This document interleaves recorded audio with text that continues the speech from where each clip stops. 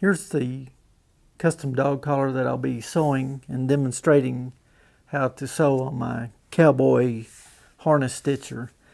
This particular machine will sew a thin double layer like what I'm fixing to sew, or thick saddle leather like a saddle skirt that would be like the sheepskin layer and then a filler and then the saddle skirting itself.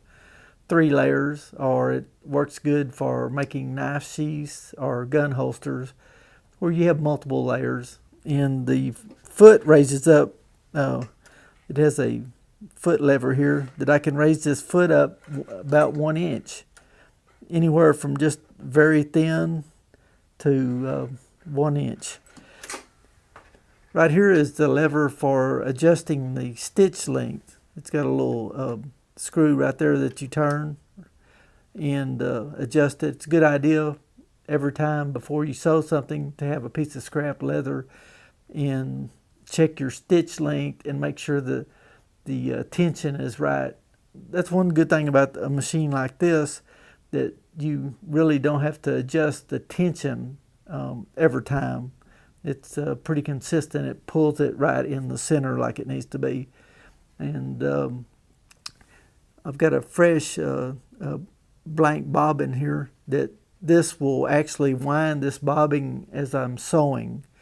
So the lever here, that's the reverse position and that's a forward position, and this little screw right here adjusts the stitch length, and that's the bobbin winder. And I've got polyester 346 white on my machine, and it sews real well with that. And this particular machine has a servo motor on it, and it takes a little bit of adjusting to get the speed where you want it when you get a new machine like this.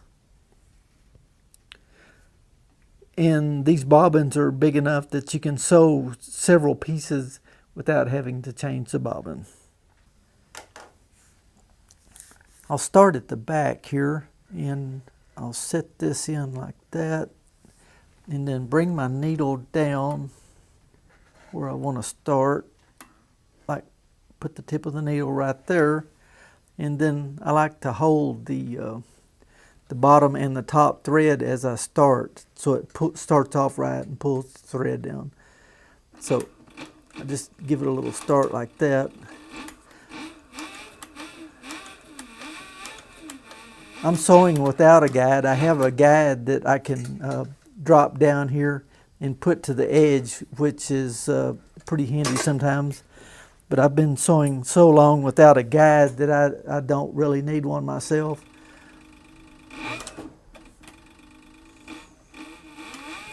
So here goes.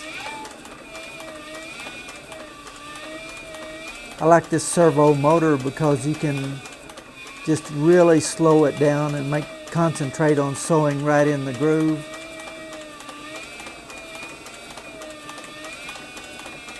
This got a closed toe foot on it. Usually when I get close to the end right here, I'll really slow down and make sure that I get the point of the needle right in, like the very end there where it looks real good. So I've got room for one more stitch here. No, I don't actually. So I'll just I'll raise my foot up and turn that around now.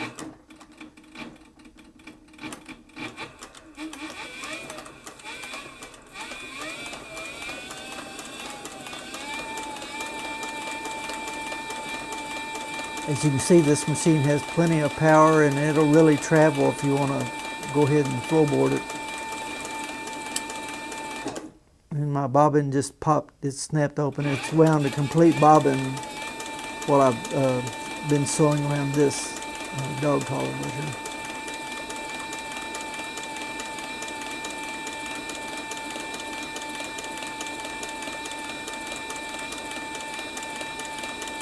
Okay, now I'm going to stop right here and see, I can pull that stitch up and there's a loop there. What I want to do is like pull that loop like right in the center of the leather, and that holds that so it won't unravel.